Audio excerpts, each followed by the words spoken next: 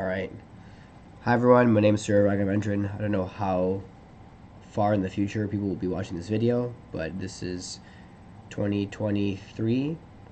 This is the current state of C-Car's combustion code as of November 19, 2023. I'm just going to go over a quick overview of the entire code. Maybe not quick, but hopefully pretty thorough explanation. I'm always available if you need to call me, but this should answer a lot of the questions of how this was created. So a little background. I created this entire model from scratch for the Yamaha CP2. We didn't have a model yet we couldn't modify the model from our single cylinder code, so all of this was done with help from alumni Josh Kossel to modify a 4-cylinder model into a 2-cylinder, and then from there I implemented everything you see here. So I should be I can talk you through exactly how everything works and where stuff belongs. So this is the top level of the model. This is the first thing you see when you get to the Simulink file. Most important things to know in this page here is everything on the controller is at 5 milliseconds. So everything from your controller to your actuator happens in 5 milliseconds, and that happens in this block here. These two blocks you have to worry about. This is kind of stuff to save variables to EEPROM, etc., etc. This is important here, your operating system definition. So this is where the name of the executable is described. So there's just some code here to like auto increment the build version every time you build the code, so you don't have to have duplicates.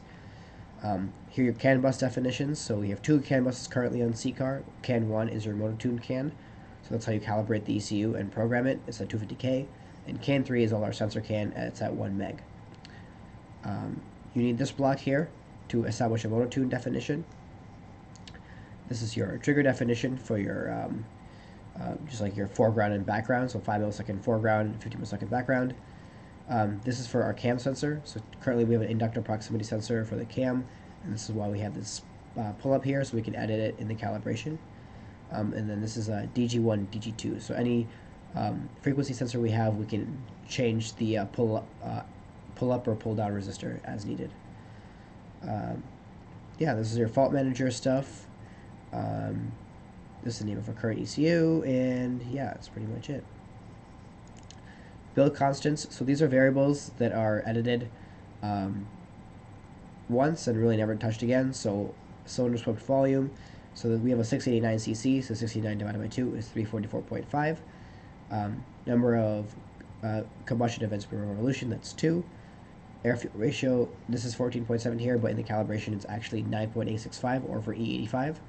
I'll talk more about the flex fuel sensor later. Firing order is cylinder 1, 2, 0 to 70.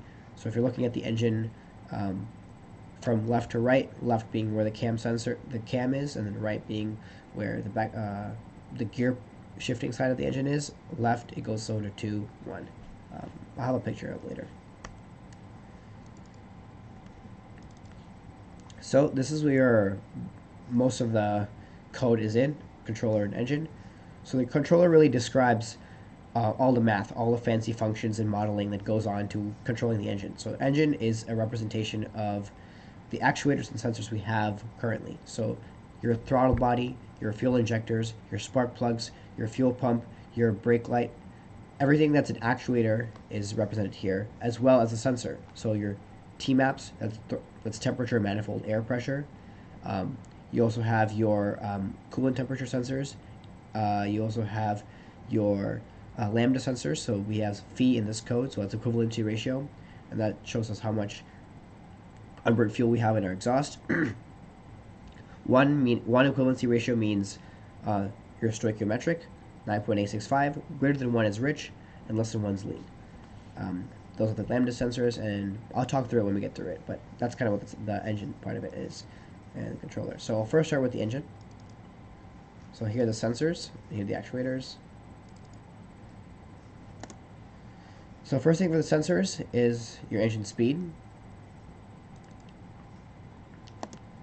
So this is everything to do with the trigger wheel. So we have a 24 minus 2 trigger wheel on the CP2. So the minus 2 can dictate like where your TDC is. Since we have 2 engines currently, We have two different TDC configs because the stator cover is actually different between the two models, so the sensor actually changed locations. So make sure when you run the code to check engine config to make sure we have the car or dyno engine. I can also label this to have the black or tan valve cover, but just make sure you check this off. There's also a double check probe you can see in the display if you need to. So from your variable reluctance sensor, or the sensor that's picking up this RPM, you'll get RPM, instantaneous RPM, and then is real. So what is real?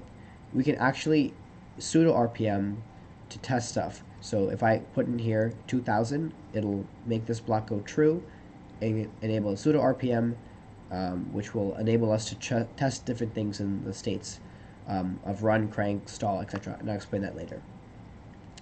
This is very important here. This is our encoder fault encoder state. So encoder state is how we verify that our cam is working. Our cam sync is working properly. So when you have a good set cam sync, you'll see encoder sync cam sync in the display, and that will know that the cam sensor is working properly. Next, we have two T-map sensors. So map 2 and map 1. So map 1 right here, this is what we use for most of our calculations. So this is our plenum T-map. And this is a secondary map that we used to put on either runner of the plenum, but now we use this to measure like the oil overflow. But we necessarily don't need this, so don't worry too much about it. But if we need a secondary T-map, we have a location for it. So this is the important one. Crank synchronous map means that this sensor samples every time the crank reaches TDC. So that's helpful for some of the calculations you'll see further. That's map time. So angle is crank angle base, and time is just over time. So in the pedal and throttle inputs, you'll have your APPS. So our accelerator pedal position sensor has two outputs, a 3.3 volt output and a 5 volt output. And these are tables to kind of set that. So when you have a nonlinear sensor table, that means you actually have a calibratable. If it's a linear sensor, all you can do is set your min and max, and it interpolates linearly for that. So if you want an adjustment in your table, even if it is a linear sensor, recommend having a nonlinear sensor. In temperature inputs, we have intake temp, coolant temp, runner temp, and EOT. And these are all nonlinear sensors. And they should be calibrated once and done, but if they need to be changed, this is where they're done. Flex fuel, so we actually hijacked the MAF input because we don't have a MAF sensor that's calibrated right now, so I hijacked that input and used it for our flex fuel sensor. So the way this works is we can figure out the ethanol percentage of our fuel just based on the sensor. So the sensor has this transfer function that you multiply minus 50 and you'll get your flex fuel stoichiometric, and then this table populates. So this will calculate your AFR based on the fuel we currently have. This is helpful to run on the dyno because we run quick trip fuel, which is not exactly E85, but at competition we're going to get rid of the sensor to get rid of weight and added complexity. Just because we think that at comp they're going to have actual E85, but we can test it for sure. This is where all your battery voltage stuff is. Very important because there's a bunch of tables that use battery voltage to calibrate itself. Here's our switches. So you have your crank request switch, so that's your start the engine up. You have your shift up and shift down analog, so that's your analog upshift and downshift from the steering wheel. Here's a gear position sensor. Currently we use a discrete one from the stock Yamaha CP2, but we're thinking about moving to a Hall effect to get a more absolute position of our gear barrel. For pressure inputs, we have our front brake pressure, rear brake pressure, engine oil pressure, fuel pressure, and tank pressure. So we still have a pneumatic tank pressure that was put in here, but we don't really put it on the car. We probably should, but it's in here if need be. E-stop, so this is the big brake thing that kills stuff.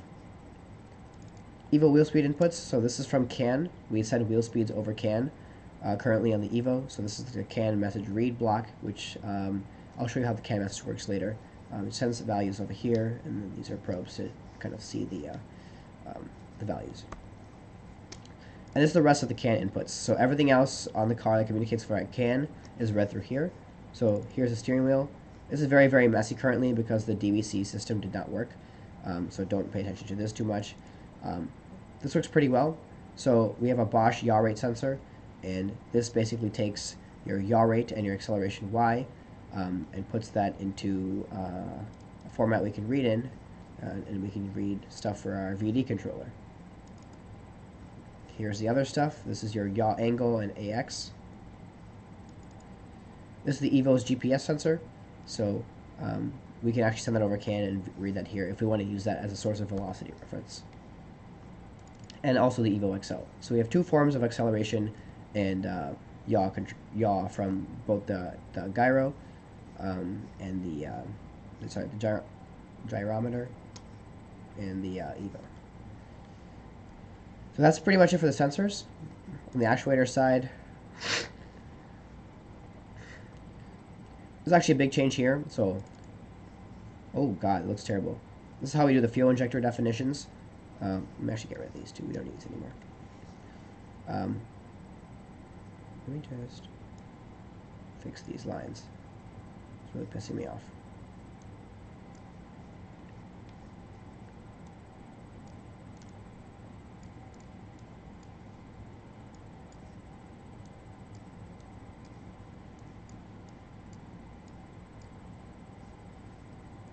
So all I really need to know here is that for our injector sequence definitions, we need to know three things: start of injection, your pulse width, and your offset. So I'll show you later in the controller how these are calculated, but these are just the three outputs you need for your injector sequence. And this is how you disable injectors. Very important to shut off the engine. For spark, very similar as the fuel injectors, we need a few more things though. So you have your start angle, stop angle, your duration, your spark enable, and your cut spark bit. So we use the cut spark bit occasionally when we're doing shifting. Your spark enable is obviously to enable spark. And yeah, that's pretty much it. Just be sure you only need one definition per set of cylinders. So even though we have two, we only need one spark definition. So that's your air, so your fuel and your spark. This is just a PWM output to the starter solenoid to turn it on. And then we also have a PWM actuator for our fuel pump. Here are the shifting solenoids. So we have two solenoids currently in the car, so that's upshift and downshift. So this is just a discrete actuator. So when this goes one, it actuates the low side output for the pneumatics. This is a Boolean switch for the cooling fan, so we could do PWM, but I just couldn't be fucked around to make it PWM, so right now it's just an on-off for the fan. But probably could save some current if we did PWM for there. Brake lights, ETC, this is important. This is how we control our throttle position. Oil pump will actually finally be getting rid of this year, but it's good to know that we still have it in case we need it. And also, for a special project, we also have E-clutch, so we have 3 extra solenoids that are used for E-clutch if need be. So that's all the actuators. Now to go into the fun stuff, which is the controller. So this is how the controller is split up. Everything here runs at 5 milliseconds, as I said before. So you have your virtual sensors here, engine control, characterization of your actuators, and then setting everything on CAN. So let's start from left to right. As you can see here, sensors, as I talked about before, are on the left side, and then actuators are on the right side. And everything you see here is sent on CAN at these steps. So that's how that CAN TX works. Go to virtual sensors here. This code needs to be cleaned up quite a bit, but I've tried to clean it up with... I have a lot of stuff to do still. So I tried to split it up into sensors and indexes, but I clearly failed because there are a bunch of indexes still left in here. So just bear with me. So these are all the modeling for air charge and your vehicle dynamics controller and everything that's a virtual sensor. So what is a virtual sensor? A virtual sensor is an actual sensor or a hardware sensor they do a little bit of math on and get a new sensor value. For example, pressure ratio is map divided by baro, or barometric. So the way that works is we calculate our baro, or ambient pressure, as the first N samples on startup. So I think it's 20 right now. Can't remember exactly. 6, 20. I don't know what the calibration is. But on startup, we figure out, okay, that this car is sitting here, ambient is probably 97 kPa. And that just goes into our baro value. And And then our map is literally just map divided by, map divided by barrow right here. Map divided by barrow. So that's an example of a virtual sensor. So I'll start from the top and work on my way down and then to the right. So don't have to worry about anything here. So this is the kind of the heart of this controller, is the speed density. So on this engine we use a speed density model, which means we use map, we use intake temperature, coolant temperature, manifold pressure to calculate our derived mass flow. We don't have a mass sensor calibrated, but if we did, it would be used to adapt our current value. So this formula right here is just the mass flow equation. So all you MEs out there will actually know what this means. But this block was given to me, so I just kind of put stuff in. You might be wondering, what the hell are these tables right here? So on the left side, if you over here, this is called a bus selector. So everything that's in this bus right here, the signals bus, can be seen here. If I click on it, you have all the sensors that we put in the hardware sensors block. So temperature, we have all our temperature stuff, our switches, our pressures, etc., etc. So once you figure out what signals you want, how does it all work? So to actually create an index, you need a pre-lookup table. So if I want to index 17 boxes of RPM, I need to have a RPM signal that comes in here, and then just this indexes 17 of them. I'll show a motor tune table maybe sometime, but that's called a pre-lookup table, and you need to do this if you make any table. So if you look at here, this vol_f is a table. It's a 2D interpolation table, which means you can't use regular RPM and map, like regular hardware sensor signals. You have to use a pre-lookup table. So this thing just takes your RPM value and divides it into 33 possible sections. So 0 to 10,000 RPM divided by 33 times, and same for pressure ratio. And these indexes make up your vol_f table. So your volumetric efficiency table takes up all the error in our system, and this is how we calibrate our field control to make sure that we hit our targeted lambda or targeted phi. Targeted lambda just sounds cooler, that's why I keep saying it. You also have here, so this is interesting, this is called your combustion temperature model. This utilizes the effect of charge cooling. We run E85, so it cools our charge. So effectively, the air charge entering the engine is a lot cooler than the air measured at the plenum. So this has a model of a delta temperature correction, and we actually tuned this yesterday. So we're actually seeing temperatures close to like 20 C, 15 C, compared to like 28 C, 30 C ambient. So about a 5 to 6 degree C delta at the port with our thermocouples than with our actual T-map sensor on the plenum. So this is why this table is used. So after all this, you get your MAF. This block here is used if you have an analog MAF sensor or a digital MAF sensor that used to like see how close you are, but we don't have that, so we just take our MAF value out here. So once you get your mass airflow, that's kind of the biggest thing out of this block, but I'll kind of work through a few other things. Our load indexes. So currently, this code was set up to use indicative mean effective pressure as our load index. So we put in-cylinder pressure sensors in each of our cylinders, and we can figure out our peak pressure, and that will correlate to our torque.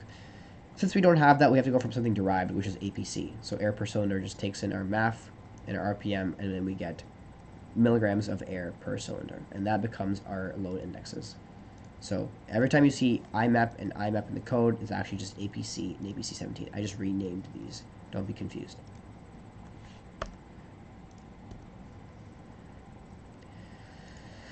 This is the steady state operation flag.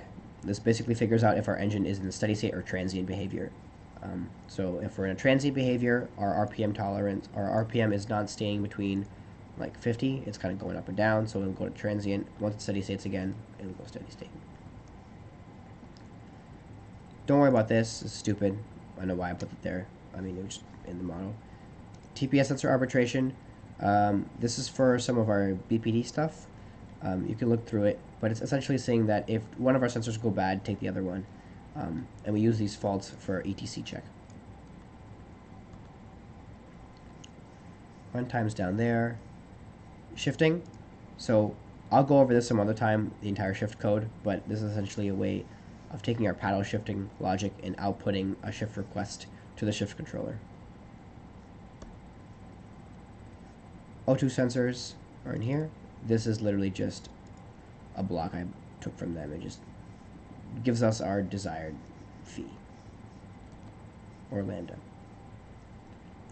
APP, very similar to TPS, just gives us our arbitrated APPS signal. So this is our paddle position. If one fails, it'll take 2. This is our VD controller. This one can probably take a whole video on itself. I'll kind of just gloss over it now, but from this we get our vehicle speed, our yaw rate, our acceleration, and our tire torque. So this is all for a feed-forward model, and we also have a downshift blip, but I'll go over this some other time. This is the shift remaining controller, or sorry, model. I made this for the YZ, but essentially all it does is every time you shift, it takes how much pressure drop you had from the shift, subtracts it from the total pressure in the tank, and gets you how many shifts you have remaining. And then there's just gear. And here are some other indexes. So everything they need a pre-lookup table is here. So in engine control, it's 2 sections. You're in engine control and engine protection. So engine control is where everything happens. So your engine is divided into 3 states: stall, crank, and run. And the state of the engine is determined by RPM. So this RPM, this state machine, is just figuring out if we're at stall, 0 RPM. We crank, we're at 400 RPM. That's our crank parameters. And a run, everything is above 1000 RPM. So that's how we do everything in this code, is based on this state flow diagram. So this one just picks which block of code is running at any given point. Engine protection here is every value that spits out of the engine control goes through a filter or not. So for example, our fuel per cylinder comes over here, and if we are using our secondary rev limiter or rev limiter, it'll basically cut fuel when your RPM is greater than your max RPM set point. And that will just cut fuel and keep your RPM before like overspeeding. You also have temperature and pressure cutoffs. So this is for engine oil pressure and coolant temp. So if coolant temp is too high, it'll kill the engine. If oil pressure drops too low, it'll also kill the engine. And this is just a timer, so it doesn't kill the engine instantly when it starts up. It waits a little bit for oil pressure to build up.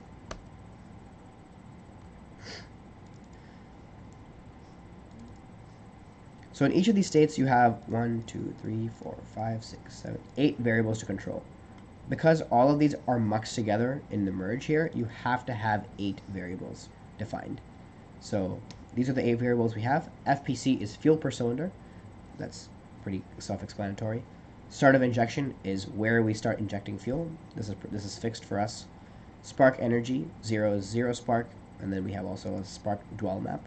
Spark advance is per cylinder, so how much you have advance, retard, or advance. 0 being at TDC. ETC request is our throttle request, so how much percentage of throttle are we requesting. Fuel pump on or off, fan on or off, and start switch. So in the crank table, this is a bunch of really dumb code. This is essentially saying, as a function of RPM, just huck a bunch of fuel at it until it starts up. So one thing interesting about this one is our flood clear. So if the driver goes full watt, above 50%, then it'll disable the injectors, which will clear out the flood, and then you can re-enable the injectors if you have a problem with hot start and endurance. Call it the cal curly. I added this here. So this is the sync achieved block, and this I should probably get rid of this. But essentially this will only fire the injectors until cam sync is achieved. So this will get rid of any possible backfire issues we have when we're sparking when we don't know where the fuck we are in the combustion cycle. Spark advance, DPS request, that's pretty much it. And then just turn the starter on. So the big one, the run block. I'll go into this in more detail later, but just quite a big overview. So in the virtual sensors block, we got our mass airflow, or how many grams per second of air. To figure out our grams per second of fuel, all we have to do is divide our air divided by or multiply by our equivalency ratio, and that gets us our fuel rate. So this is 9.765. So if this is 1, then it is 9.8 grams of air divided by your air-fuel ratio will give you your fuel rate. So very simple. And this one can be changed to read from the flex fuel sensor if need be.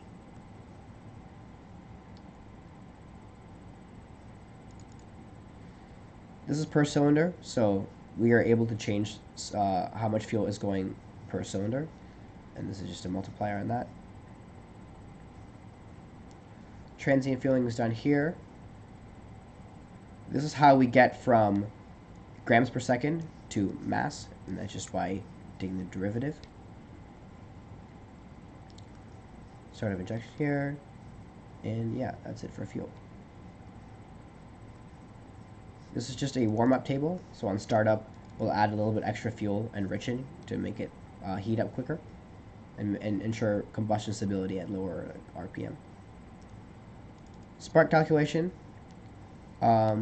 we have here load, so it says IMAP here, but it's actually APC, so that's it. This is our spark energy table, spark advance table, and then this code right here is for shifting. So whenever we shift, this goes true and enables 20 degrees or whatever of subtraction out of the base map. So our base map is here, and if everything's going normal, if we're not taking anything from the base map, all these are 0. So it's just taking your base map straight to each of your cylinders. This one took a lot of work. This is the throttle controller. So the way this works is that there's 3 states. There's flare, idle controller, and pedal. So the way this works is on startup, this block here will hold your throttle percentage to whatever table, whatever this is. So this is like an 8%, 20, 12% throttle for the first X amount of seconds, and then after that it'll flare into your idle controller, and your idle controller is a governor on spark and air, which will control an RPM set point that's defined here.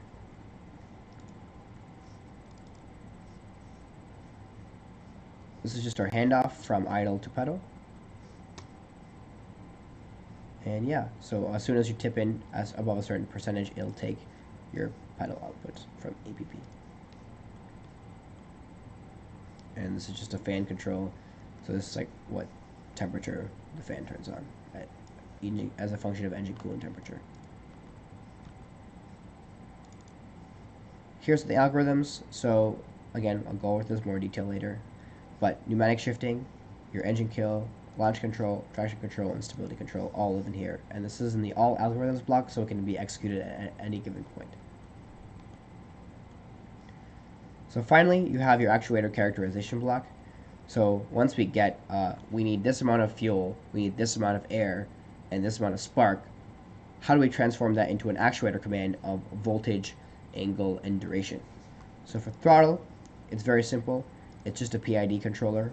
So we have a percentage that we want right here, and then we have the actual position, which is here, and then this PID controller just is tuned to meet that request. And I've run the same PID for 4 years now, and it's been dead on, so we don't really change it. We also did some cool feed-forward modeling here of the coefficient of friction of the spring and the blade itself. Over here for per cylinder offsets, you have your controller and your encoder angle offset. So this is how we get our start of ignition and spark advance. What up, man? Just making a little instructional video. Nice. The last one standing? Mm-hmm. I accidentally left my mouse here. I can't do stop.